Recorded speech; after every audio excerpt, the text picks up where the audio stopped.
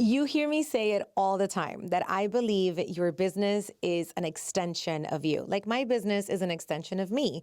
And so what that means is that everything that's going on in our personal life, everything that is happening with our mind, with our body, is going to somehow manifest itself in our business. I'll give you a few examples.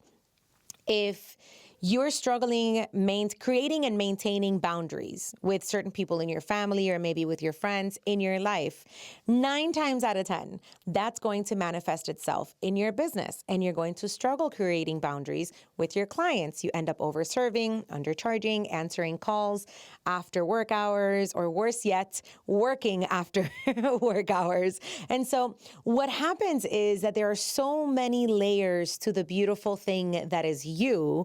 And one of those layers that we sometimes, or I almost want to say we almost always don't pay enough attention to, is our mental health, especially us women, because we're taught to be strong. We're taught that we can handle it. We are taught that we've got to figure it out. And, I know that a lot of times when boys are growing up, they say boys don't cry, but I don't know about you, but I heard that shit too. So it was like, you got to keep your emotions in check. You can't show vulnerability. You can't show weakness. You have to be powerful all the time. It's just a lot of messages that have been deposited into our minds that have become a part of who we are, that are causing a ripple effect in our relationships, in our views of people, money, things, business, men, women, friendships, time, work, everything.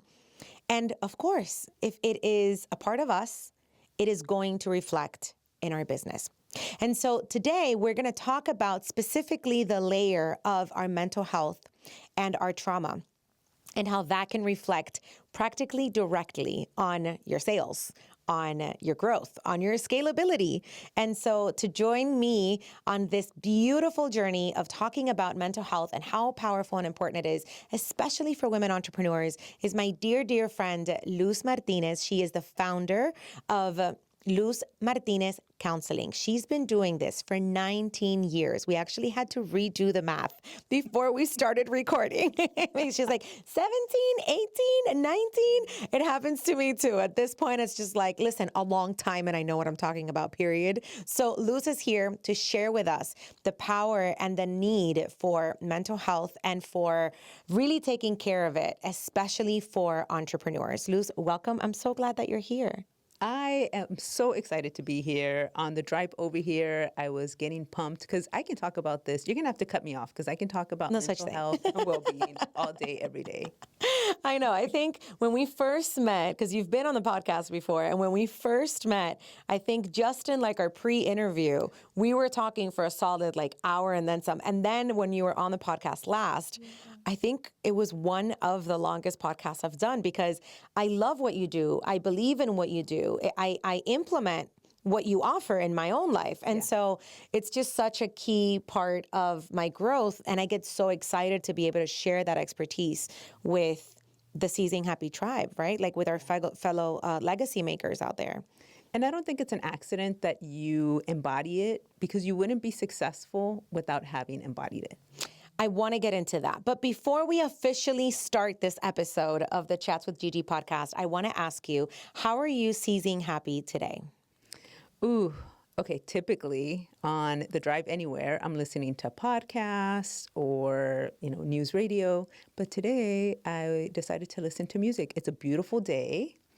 I'm having a great hair day. So I said, you know what? I'm going to do this. So I was listening to my 90s hip hop and R&B on the drive over here, and I live pretty far. So I had a really nice, music session that just gets you pumped up. And I'm like, yeah, that's how I'm deciding to spend this Friday. I love that. And it's so interesting, I think, to me, when we have such simple ways of elevating our mood, our mindset, what's going on.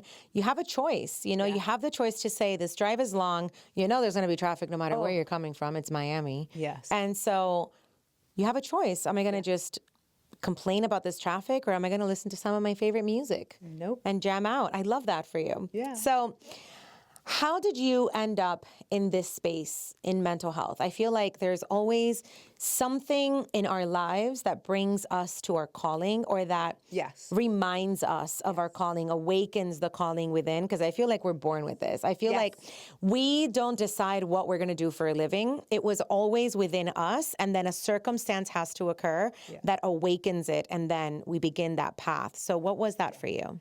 It is not an accident, so I agree with you completely. What I wanted to do originally and what I started going to school for was communications and public relations because I loved speaking to people, right? And I was like, yeah, that's what I want to do. But, through circumstances, I ended up moving here to Miami from California. I ended up ending a relationship at that time. And I realized that there were things that I was doing that weren't working for me. So still in school. And I decided to just I'd already taken intro to psychology, but I took, the next class over. And I started to piece together some things that I said, okay, this is what's happening and something's here. And I took another class and I'm like, oh, wait, something else is here. I was like, oh no, when did this happen? And it was in that part that it really taught me new things. I always believed, and I always say this to my clients, I believed for a long time, if I think it, it must be true. I thought that. I believed it. If I think it, of course it's true. It's a lie. It's a lie. But I didn't know that. And through that process, I realized, wait, hold on, there's more here. And this really speaks to me. And I started to go through that process for me personally, but also in my education. And it has been life-changing, and I can't imagine doing anything else. Yeah. What would you say is your favorite part of what you do? Because there are so many layers that you can uncover. There are so many ways, different ways that you can help your clients. But there's got to be one thing that's like the light bulb, like oh, yes, this is why I do this. When clients tell me, I don't know when this happened, but this has changed. And I always tell them, and I say, I know it's not magic because I'm sitting here. I'm watching them change in front of me. They don't see it, but I see it. But I always equate it to, it's like magic because they don't realize the little steps that they've been taking that has led them to this new point. But I've been watching their journey all along the way, and there is no better feeling for me to watch that.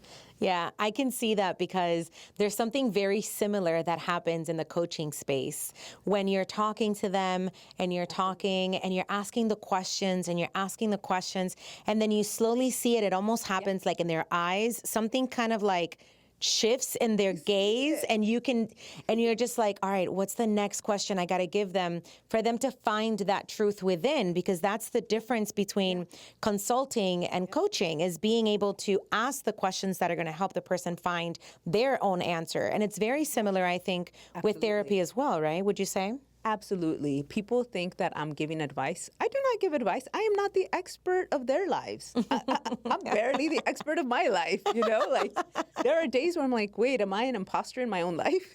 It happens. I have those days, right? So I don't try to be the expert of their lives, but it's exactly what you just said, where I'm helping them figure out, get rid of things that don't work for them, get rid of stories that have been handed down through the generations, which we'll be talking about in a minute or two, and help them uncover those things for themselves because, they know, we know deep down inside, we know. Yeah. And so what would you say is one of the biggest misconceptions about mental health as it pertains to entrepreneurship? What is the biggest misconceptions that women have about mental health as it pertains to their business? I think one of the big things is that we can't need the help, that we have to do it alone, that we have to show strength and to show preparedness, that we have to go on this journey by ourselves and that we don't need anyone else for it. Yeah, and how does that reflect in business? Oh, ma'am. It reflects in we don't seek mentorship. We don't advertise because we're waiting to be successful, to be able to say, this is why I'm proud of this. But what we don't realize is that that's actually delaying our success. Say more on that. Yeah, because I don't know everything, and I don't need to know everything, because I'm not going to know everything when I'm starting something new.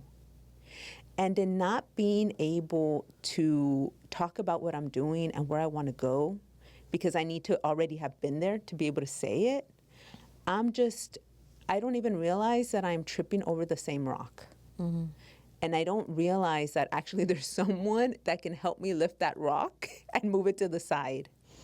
Yeah, and I can even see it reflect in things like hiring, delegating, Oh, delegating.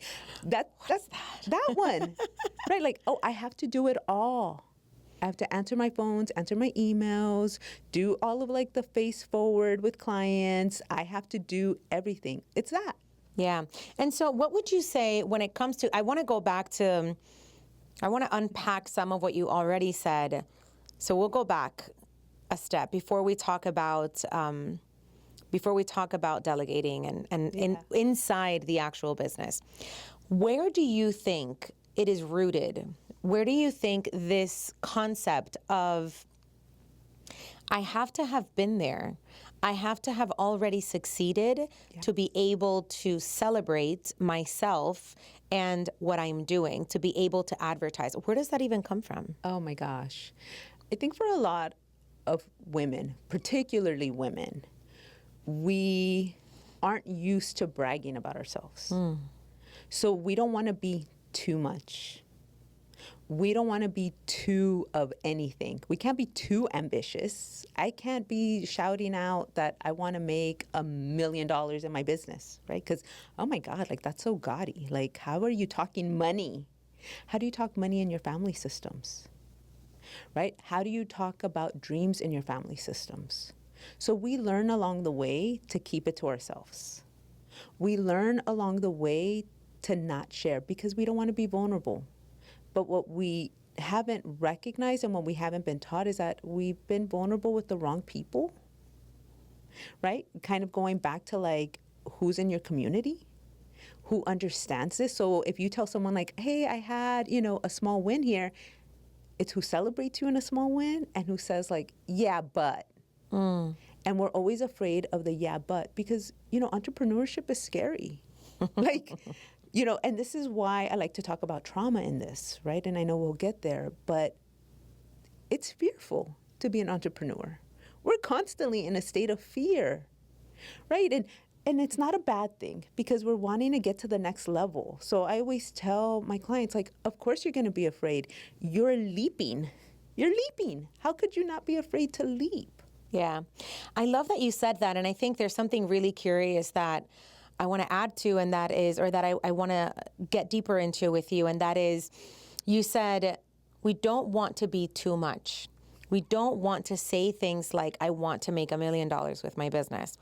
However, my bone with that is that if there are two men in a room and one of those men says, I want to make $1 million in my business, nobody would budge. Nobody would have any sort of, oh my God, I can't believe he wants to make that much money. What's he gonna do with all that? Like, no one would question it. No one would care. It would be a completely normal conversation. Yeah. Men don't struggle with being too much. No. On the contrary, they're constantly trying to lift more, do more, and be more. And so where is that rooted in women? And I can tell you my thoughts, but I want to hear yours. No. It's in the too much, but it's always in the too, right? Because you're either doing too little or you're being too much. You're wanting too much. And I can see where we will even censor ourselves of wanting the things that we want, because then we don't, kind of going back to what you said of, if we don't know how to set boundaries, if we don't know how to say no to certain things, too much and wanting what we want comes with these obligations that then we don't know how to say no to. But why? Where's the root of that? Where's the root of women feeling like they need to be? Because we do it. Because we do it all. Yeah. Because we do it all, but to our detriment. right? We're the caretakers, we're the listeners, we're the organizers. I think I was just reading something where it was talking about, and I've seen it in my own family, right? I've seen it with my own like in-laws, where it was talking about how when the maternal figure who does the organizing passes away, if another woman doesn't pick up the task, the family kind of like disintegrates. Yeah. And they can't hold the closeness because that's a task. But it was talking about the mental burden, the emotional burden that doesn't get seen but lands on women. And I think when we're talking about this, it's really those things that end up landing on women that we don't even pay attention to because we're so accustomed to them, right? It's the mental burden of, oh, what are we going to have for lunch? What are we going to cook for dinner? It's so common, it's every day, but 365 days a year, Yeah. plus a leap year, plus, right? Plus how many years, right? It's a lot of like these additional burdens that we have that we don't even recognize. So when we're going back to not even seeing the small wins, we don't actually even see these small costs. We don't, right? So if we're not seeing small wins, we're not seeing small costs, but they cost. They're there. We feel it in our bodies and our nervous system. It's there. Yeah. And then, to tap back on what you said of showing up and asking for help. How do we break through that? Because this is one thing, and the seeking mentorship part, I think, is really important too. I mean, on the selfish side, as a business and media coach, the first thing is like, of course, I want women to break through this, get more clients, help more women, build their businesses. But it's so much deeper than that because mentorship comes in ways that are also not business related. Mentorship and the ability to seek somebody whom you aspire to be like, I feel sometimes has a really negative perception on behalf of the person doing the seeking, because instead of thinking, I aspire to be like this person, it's, I am comparing myself against this person and I am not enough because they have or are or whatever more than me. And so how do we create that? How do we alter that perception? Because I'm thinking about it, even with motherhood, I can stop and say, when I first became a mom, I knew intuitively there were a lot of things that I didn't want advice on. I knew that there were a lot of things that I was going to do them the way I needed to do them because I am also a significantly older mom than most. I became a mom at 38. And so I'm a grown-ass woman. I don't need advice on certain things that I know have to be a certain way. But there were other parts of motherhood that I could have used a mentor, that I could have used somebody to come in and lovingly and kindly said to me, try this, try that. This has worked. This hasn't worked for me. I've heard this worked for a friend. How do we break down that understanding or that belief, erroneous belief, that asking or seeking out mentorship means that we are failing somehow or that we are less than somehow? Yeah. I mean, it's tied back into, right, how I started our discussion of just because I'm having the thought does not mean it's true. And that's tied into so many of our narratives of what we think that is success, of what we think that asking for mentorship is, and that's a sign of not having it together, or it's almost like we're too embarrassed to ask for it, or we're too embarrassed to acknowledge that I don't know something. And that comes from many, many places, right? It comes from our experiences, it comes from our comparisons, it comes from what we think it's supposed to look like. And I can't help but notice, like, it's gotten even worse because we're seeing people's highlights on social media. Girl, don't get me started. Those are all highlights. And that's great. Those are my highlights. Hey, those are my highlights, right? Because also, like you said, right? Like, I'm an older person, like, I'm not old, but like, I didn't grow up with social media. So I'm not putting my horrible days on the internet because that level of vulnerability is not, I don't need to share that with people. I don't think anybody needs to share that with people. But I know. I think that there's a beauty in being able to be vulnerable. There's definitely a power and a strength. Absolutely, hands down, there is power and strength in vulnerability. And knowing to be vulnerable is not a weakness. But I think that the key to the safety of vulnerability is knowing with whom you should be vulnerable and when.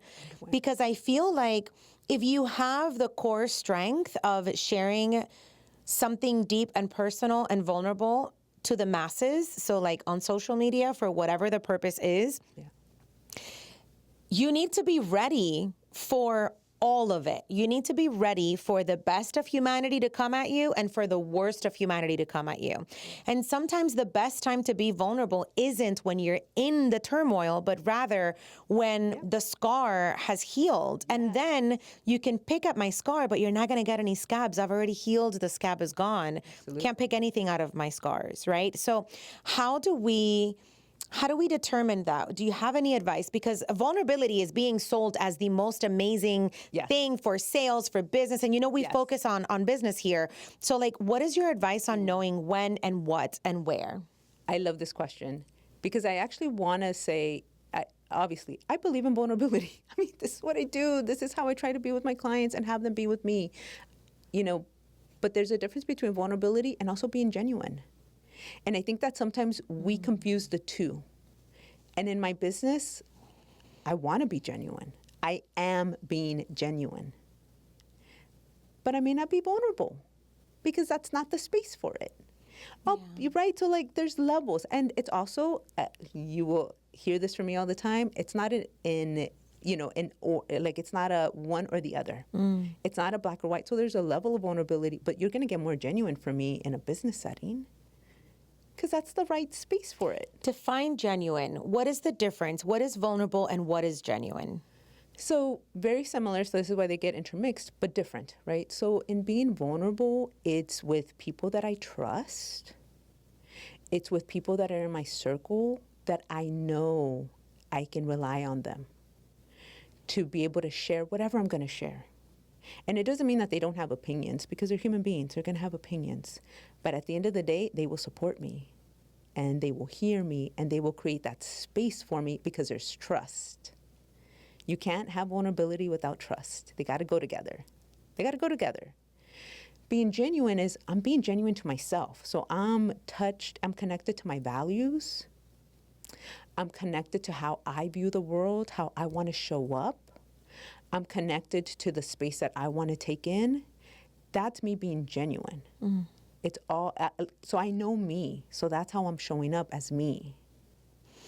I love that. I love those two distinctions because they really are able to break down that showing up as me carries the things that make me vulnerable. But it doesn't necessarily mean I have to expose them. Being genuine, from what I understand as your definition, is being genuine means that I'm going to carry with me in my person, or perhaps not, I don't want to use the word carry, that sounds exhausting, but like I am going to show up in all of the layers of me, in all of the good, the bad, the sad, the breaking, the strengthening, the growing, the healed, the broken, all of it. And I can genuinely speak from that space, that core, without giving you the nitty-gritty details of what the broken is, what the vulnerability is, like what every single fight, argument, or issue, or history, or trauma. You don't have to put all of it out there to the masses who you don't trust, inevitably, right? You don't have to put it all out there to strangers, but you can still be genuine. Yes.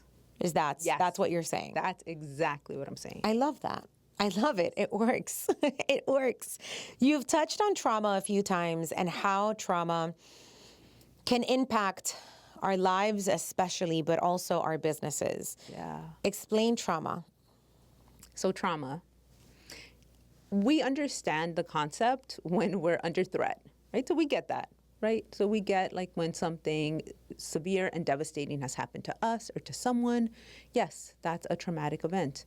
But trauma is also viewed, because we're talking about the body, right? I'm talking about the body. So this is where I do have to do a lot of education for clients, where trauma is also the experience of having a stressor that has overwhelmed us. And it's overwhelmed us for too too soon, too much too long, or not enough for too long. And this is our body.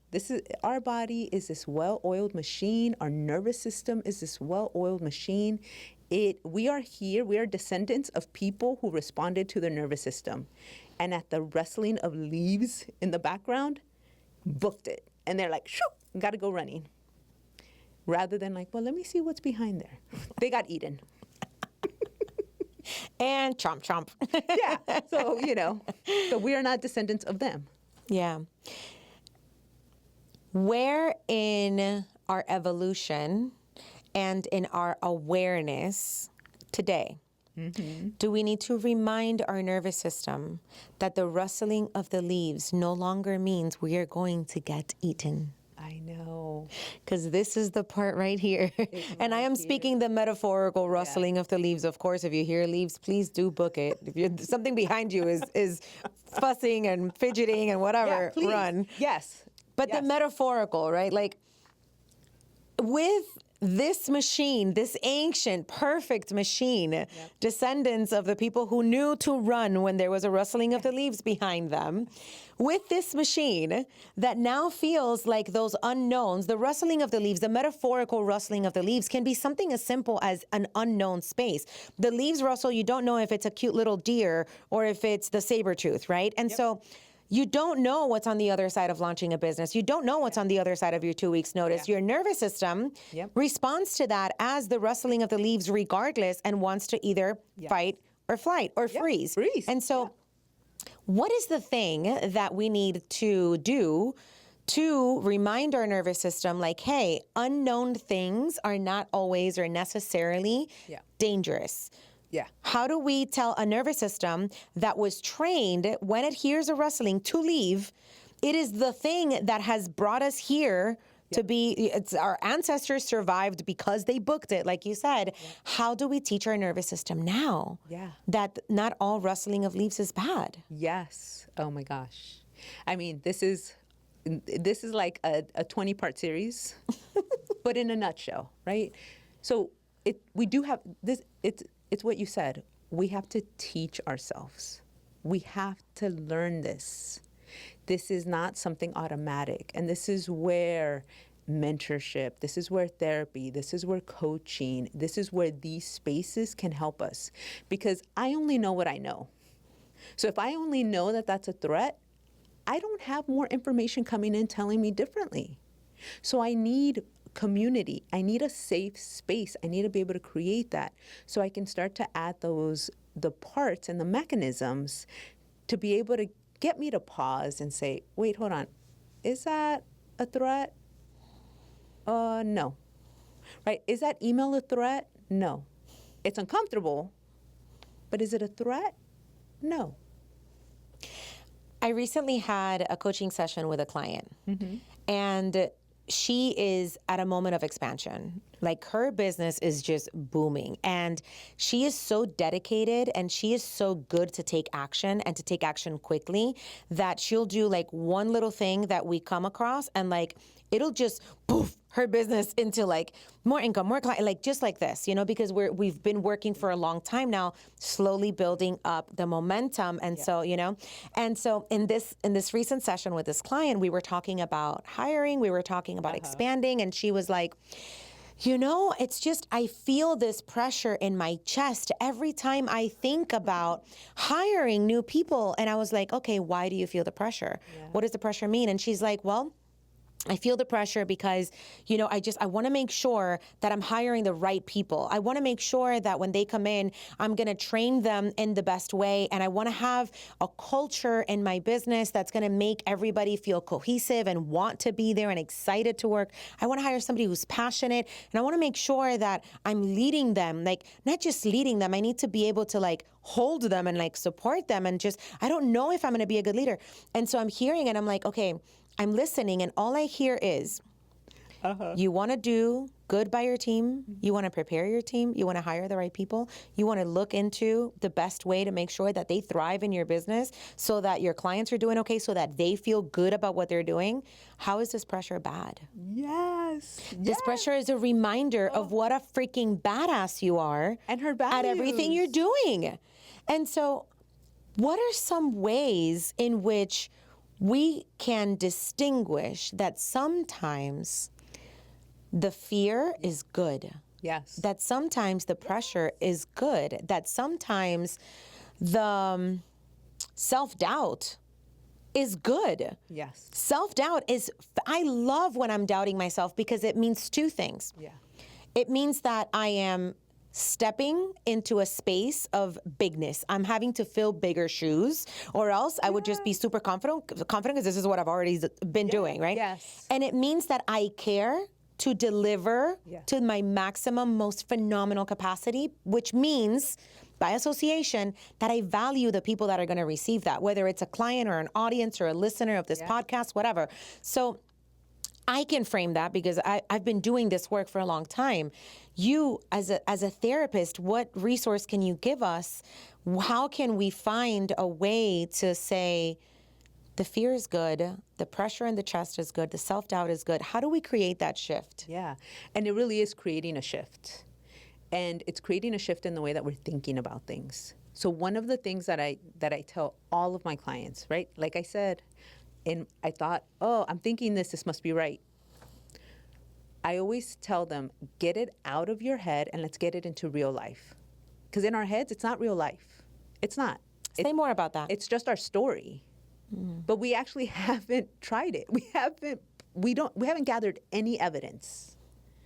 Right? So we have to get it out of our heads. And one of the ways that we get it out of our heads, there's multiple ways. So depending on the way that resonates for you, talking it out loud to someone is one of the ways. Well, first, let me back up a little bit. Let's slow it down. When you notice that pressure in your chest, don't push through it. Don't push through it. When you notice the sensation in your stomach, the tension, the pressure, stop pushing through it because we just ignore it. So then we're not reflecting on it. And then that makes it feel like it's bad. Because when I have a stomach ache, I'm like, that's not good. But if I'm on a roller coaster and I feel those sensations in my stomach, I'm not scared. Like I'm scared, but in a good way, right? So it's the way that we think about things. But when we're pushing through it, we're like, well, this is bad, so I can't think about it. Well, we're just setting ourselves up for, oh, this is bad, so I can't think about it. I just have to push through. So we're continuously like adding to that narrative that it's a bad thing. So let's face our fear. Because every time we avoid it, we're saying to ourselves, oh, this is dangerous. Don't look here. So let's face it. Let's face our fear. Let's face that pressure. Let's face that tension in our chest. Let's face that. So let's slow it down. Let's notice it. Then let's get it out into the real world. So that may mean I have to write it out. So like I always have to like put pen to paper exactly, unfiltered, because this is only for me, what I'm thinking. And I have to write it down. And my clients know this, right? And my next step is then I will talk it out loud to myself. So I will say, so this is the key. I will actually take a step back. I will take a physical step back. So I will stand up and say, okay, hold on. Let me take a look at this. And I will take a step back. And then I will say, the story that I am telling myself is, and I go all the way.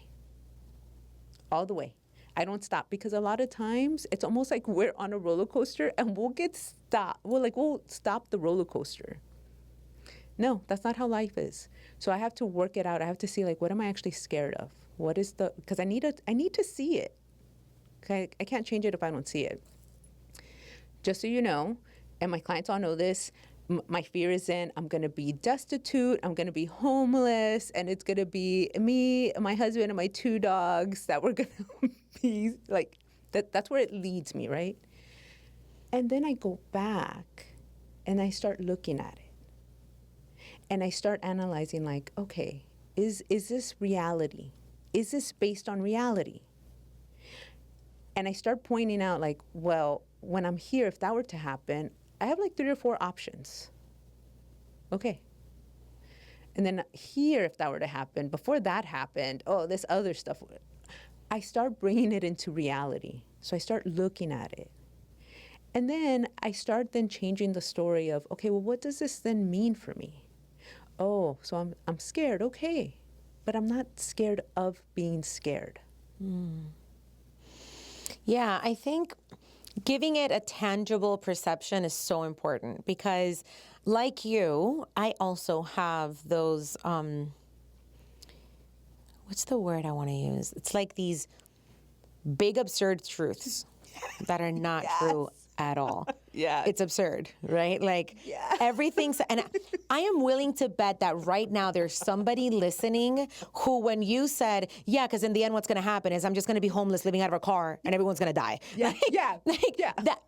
Yeah. Same. Hi, I'm GiGi. I've been there. I think that too sometimes where it's like, but what if, and then it always ends in like these worst case scenarios that are just like absurd. And if you let it linger in your mind, if you let it maintain, if you let it keep the stage, if you let it stay on center stage, the fear, the absurd, ultimate, because in the end, what's going to happen is everything is just going to be destroyed and I'm going to lose everything and we're going to lose the house. And dude, for it to get there, there are so many other things that need to happen. There are so many other points in life that you're going to touch upon. There are so many flags, warning signs, people who are going to be like, hey, that doesn't sound right. This doesn't look like you. This kind of I've seen you do that before. And there's so many things that are going to happen before it becomes that big, absurd truth. Yeah. But you're right. If we don't stop and say, what am I actually feeling here? Yep. What is it that I'm really thinking about? If we don't stop and flesh that out somehow, whether it's writing or talking it out, it can consume us. Oh, it's all consuming. I mean, this is what the repetitive thoughts are. Yeah. Right? Like these intrusive thoughts, they're on repeat. And every time then that you're going to go do something, you're feeling it in the body. These thoughts are there. Whether you even recognize them, I cannot tell you how often, and you know who you are, people, how often I will say, so, oh, you're feeling this. So tell me, what were you thinking about? Everyone, I wasn't thinking about anything. I had no thoughts in my head. Yes. People tell me this every day. I wasn't thinking about anything. But as we continue to have these conversations, right, I like to point it out to them. I'm like, oh, it sounded like you were saying this, and that in your thoughts. It sounded like this was the story that you had. And they're like, oh, yeah. I'm like, it runs in the background. So if we don't bring it into real life, if we don't know ourselves, like I know where my thoughts go. Like, oh, and that's the other thing, that it's always the same repeat of thoughts. They have like a different, like it's the same theme. They look a little bit different, but it's the same. Right? So I know where my thoughts go. Right? So I now know because I'm aware of them. I'm like, oh, okay. I'm like, I'm overgeneralizing again. Oh, okay. I'm catastrophizing. My favorite. Mind reading. Oh, I think I know what that person is saying about me, but I'm not a great mind reader because otherwise... We would have won the lotto. We would have passed all of our tests in school. Woulda, shoulda, coulda, right? What is, and now this is just me being super selfish right now because I have the mic and it's my show. This is for me. Why do we catastrophize? Dude, I swear if there was an award for catastrophizing, I would win. You would. I would. Because I have, and I think you heard me say this before we started recording, like I have this healthy obsession with removing or at least very largely decreasing margins for error. Yes. So I often think, what could go wrong so that I can minimize those margins, right? So what could go wrong is, to use this as an example, something might not record. We have backup sound, we have backup video, right? So to use, what could go wrong? So you minimize, right, the margin for what could go wrong. Yes. But there's a difference between that healthy mindset that I have of like minimizing the margin for error and the catastrophizing. And it happens at the most unexpected moments for no reason whatsoever, where I can be somewhere and I'll like look at, like right now I can, so it just happened right now where like I'll sit here and it's like this floor can give out and it could just fall and we'll fucking die on camera. Like, where does that come? What is wrong with me? Is that me? Is that like a GiGi problem? Because, or like I'll be driving and then there's like no traffic, everything is smooth, and I'll just look up and it's like, and a plane could fall right here. It's happened before. It could. It's not like, or it's just these, and they're so random. Like, are so what the fuck is wrong with me? Why do I do that? What is the root of that? I know I can't be the only. Please tell somebody, write me on Instagram and tell me I am not the only person who sometimes has these thoughts. You are not the only person. I have my own thoughts that I will quickly like do a scan, and I'm like, I could jump off this second floor and I would be okay. Like if there were an emergency, I'm like, I could do this. Again, our bodies, we're geared for survival. Thank you for having these types of thoughts. We are geared for survival. This is, our brain works to survive. So it's looking for problems to make sure that we survive. It's its only function. We are, right, like we are taking in this really old machine and trying to put like AI on it, right? Like this really old computer, and we're trying to like start using AI applications on it, right? So it's not, so we're always like shocked, like, well, I must be thinking about this for a reason because it must be true. No, this is how we're geared. Our ancestors were geared to look for like what that little, like, wait, that leaf is out of sorts. That might have meant that like something was passing through here. So of course we're always going to look for the negative. So we just have to recognize that we're always looking for like the worst case scenario for survival, because our brain is doing its job. Thank you, brain, for doing your job. But I identify it and then I have to move on, because it did its job. No threat here. Let me move on. And this is why we also have a hard time then of thinking about our positives, right? Thinking about our small wins, because our brain is just naturally geared towards looking at like worst case scenario, doom and gloom. How am I going to die today? Right? Like, isn't there a book like 1,001 Ways to Die? Like, Who writes shit like yeah, exactly. So someone did, and they even had like a show about it, right? So like, these things happen. Our brain is geared to look for that. Just because we're thinking that way, it is not the boss of us. It is not the boss of us. We can also say, okay, I've looked at it. No threat here for now. When there is a threat, I will respond. What is going well in my day today? I can shift. And that's the thing. We can shift. We can shift the way we think. We can shift what we pay attention to. We can shift what type of energy we bring in. We can shift. Just because we're thinking it or around it doesn't mean that we have to be stuck there. So it's, how do I then choose to shift? And I choose to shift. And I will tell you, I have people that I'm around that I love them, but they're always negative, right? They're always negative. Love them, you're always negative. I have to limit, because I have to choose for me. So I have to limit my interactions, because I choose, my choice is to be optimistic. My choice is to be positive. I'm not talking about being delusional, right? I'm grounded in reality, but I choose to look at, oh, I'm stuck in traffic. Oh my God, this sucks. And it has been me. I've been really angry when I get home, because I've just been negative. I can't believe this guy cut me off. What was he thinking? He wasn't paying. Or I'm like, oh, okay, luckily no one got into an accident. Let me focus on my music again. I have to make that choice. You just gave me such a beautiful shift of perception, right? Because sometimes what we see, what we are given is not what we perceive, and sometimes what we perceive is not the truth. And it was so interesting right now what you said about your brain is built to find problems to solve, because the only job of that machine is to keep you alive. And so it has been thousands of years looking around for what's the potential for death, what's the potential for something to go wrong.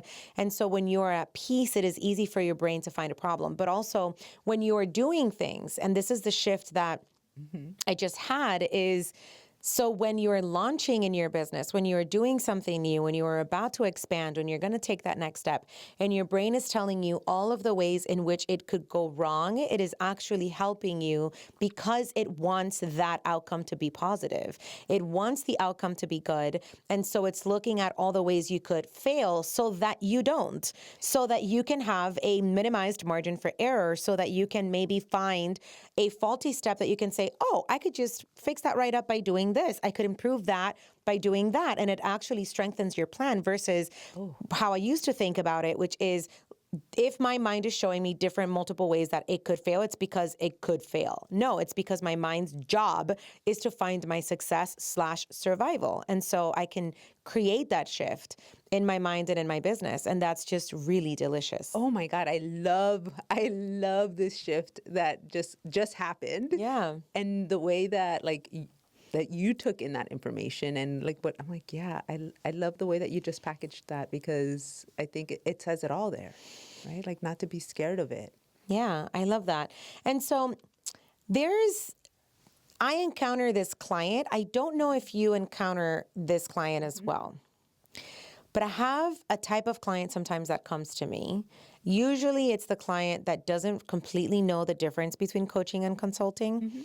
And so they'll come to me and they'll just be like, well, I don't want to talk about it. I just want solutions. Just tell me what to do. Yes. First thing I tell that client is go hire a consultant because I can't help you. It's not Yes. my job. That's not what I do. It's not what I'm certified and trained in doing. But also, I feel like when you just want someone to tell you what to do, it's kind of like the easy way out.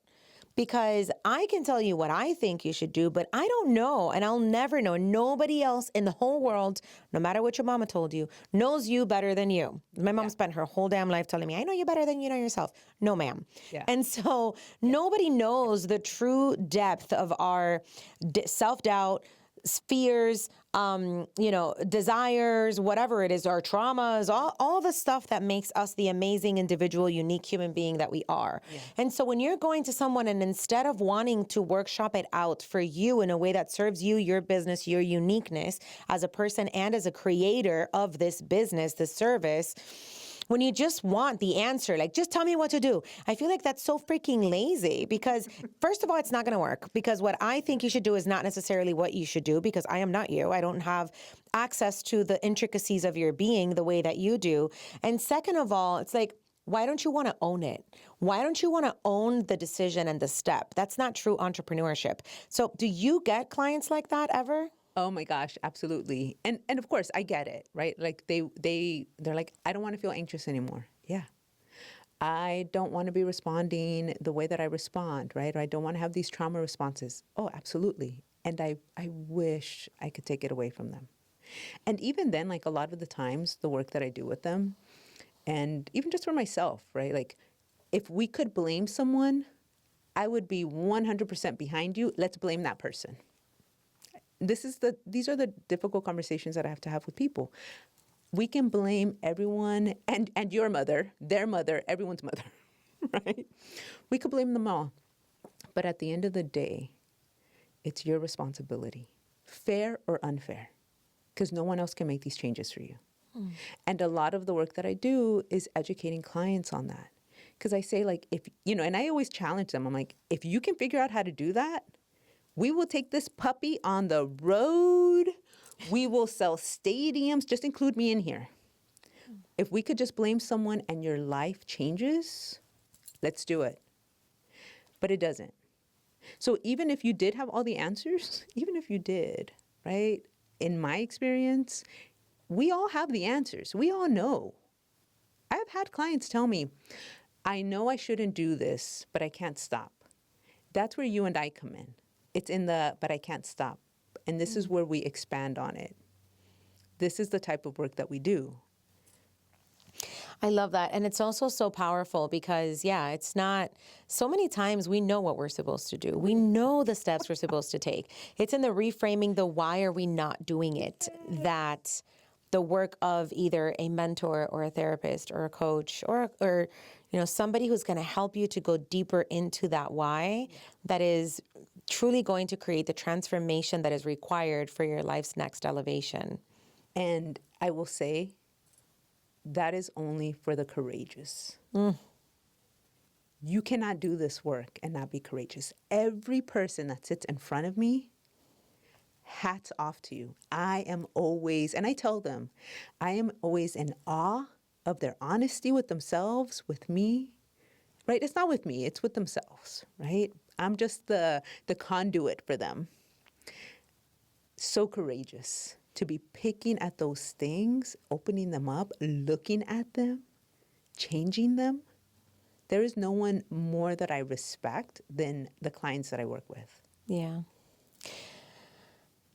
So to wrap up, what are 3 steps, 3 simple but powerful actions that someone listening to or watching this can take today to start creating a shift for better mental health to reflect in a better business? Step away from the distractions. Step away from your phone. Step away from your computer. Step away when you're trying to avoid. Step 1, just notice it. Notice and ask yourself, what are you trying to avoid? Just that. Step 2, be honest with yourself. Do not lie to yourself. Even if you're not going to make the change, be honest with it. And I have had people tell me, I'm not going to do this. Perfect. Just don't lie to yourself about it. So don't avoid. Don't lie to yourself. And the last one I would say is practice self-compassion. We haven't talked about that here, and maybe for a future podcast, I will throw it out there. But self-compassion, because we can't do this work if then we're going to be judgmental. If we're going to be judging ourselves for how we're feeling, we're not going to start opening up our suitcases that we are traveling with. So be compassionate with yourself. That means not beating yourself up, not kicking yourself in the head when things don't go well. Just be very graceful with yourself as you're not avoiding and as you're making the decisions that you're making and not lying to yourself. Be self-compassionate. I love that. Thank you so, so much for being on the show again. I feel like every time we talk, we never have enough time to go into all the wonderful things that we get to talk about. Like a 5-hour podcast? No, I cannot. This is where I do practice boundaries. This is where, like, nope, absolutely not. But I'm excited to have you back, and we will talk about compassion and self-compassion because I feel like we are so good at having compassionate for others, being compassionate for others, and not giving it to ourselves. So definitely going to have to bring you in here once again. Luz Martinez, thank you so much for joining us today. Thank you for listening. I feel like every time I dive into an episode of the Chats with GiGi podcast, I uncover something about myself. I find something really valuable to bring to our listeners, to our legacy makers inside the Seizing Happy community. And what I love the most, and the reason I keep doing this podcast, is when I hear from you. When you reach out and you tell me, what did you love? What do you want more of? What was an aha moment or an awakening for you in this process and this interview and this episode? So find us online at Chats with GiGi podcast on Instagram, or shoot me an email, info@seizinghappy.com. It doesn't matter how you find me, as long as you tell me what did you love about this episode so that we can do more like this. Thank you so much for tuning in.